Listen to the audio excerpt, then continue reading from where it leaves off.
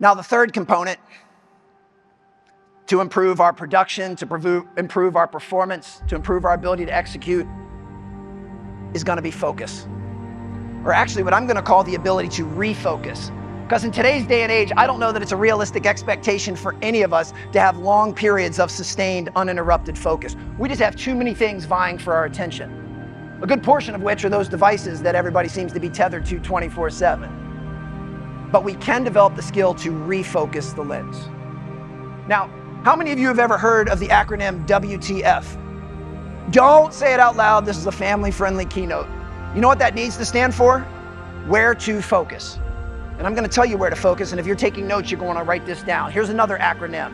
The acronym is WIN, W-I-N. W-I-N. And it stands for what's important now.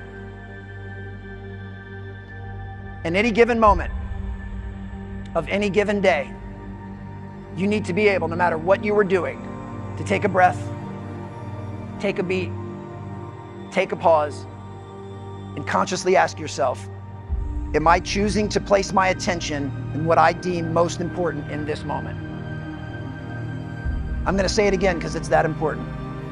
Any given moment of any given day, take a beat, take a breath, take a pause, and consciously ask yourself, am I choosing to give my attention to what I believe is most important in this moment? Now, if I'm doing my job right now, I'm hoping that's what I'm saying on stage. A little bit later today, when you guys are having conversations with each other, give that person your full undivided attention. I would hope that anytime you're meeting with a client or you're meeting with a prospect, you're giving them your full undivided attention. But make sure that bleeds over to every area of your life. When you're sitting with your family at the dinner table, are they getting your full undivided attention? What you need to do is figure out what is most important in the moment, and that's where you need to align all of your faculties. What I'm asking you to do is to be in the present moment.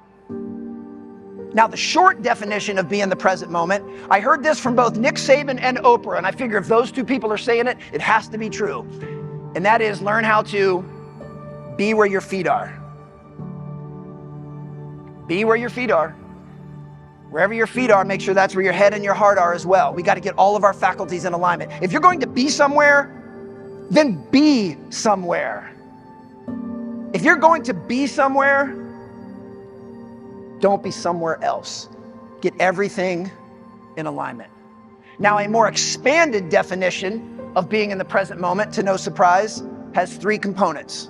You have to learn how to refocus the lens on the next play, refocus the lens on what you have control over. We call that control the controllables. And arguably the biggest piece for y'all is refocus the lens on the process. So let's take a look at next play.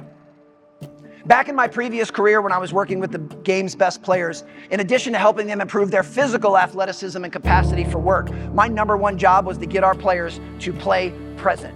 And the cornerstone of play present was focus on the next play. You just missed a layup, it's okay, next play. You just turned the ball over, it's okay, next play. Yes, I know the referee didn't make a call. It happens sometimes in basketball. Next play.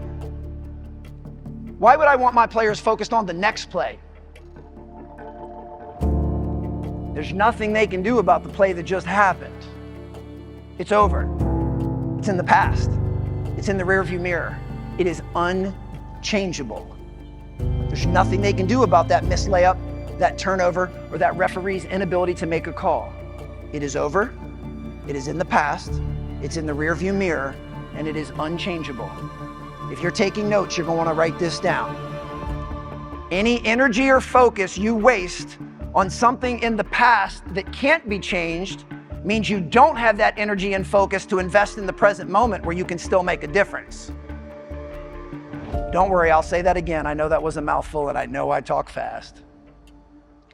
Any energy or focus you waste on something in the past that can't be changed means you don't have that energy and focus available to invest in the present moment where you can still make a difference. One of the most difficult and challenging skills for any of us to develop is the ability to quickly move to the next play. You have 3 or 4 appointments in a day and none of them go the way that you'd hoped.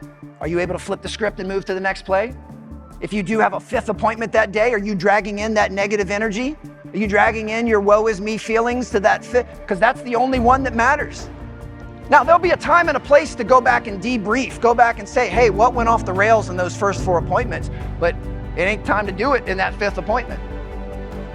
So we have to be able to move to the next play. Second component of being in the present moment is control the controllables. Refocus the lens on what you have control over. I'm a huge believer that there's only 2 things in this world we have 100% control over 100% of the time. That's our effort and our attitude. Now, I don't want this to be a game of verbal semantics. Yes, you can take effort and attitude, mix them together, you get preparation. You're absolutely in control of how prepared you choose to be for every single scenario. You can take effort and attitude, mix them together, you get enthusiasm. You're absolutely in control of how enthusiastic you choose to be at any given time. But those are just spokes off of the same wheel. Ultimately, we're talking about the same thing, effort and attitude. So let's take a look at effort. Every single high performer that I've had an opportunity to work with, and I would assume you all are included, has agreed that working hard is a choice. I agree wholeheartedly. But here's what most people won't admit. If working hard is a choice, then not working hard, it's also a choice. It's a choice by default because there has to be another side of that coin. And it cannot be a choice that you choose to make very consistently if your goal is to be a player in the real estate game. You need to choose to give the best effort possible as consistently as possible. Choose to give the best effort possible as consistently as possible. Very basic premise. I don't think I lost anyone on that, but I know that that is not easy to do.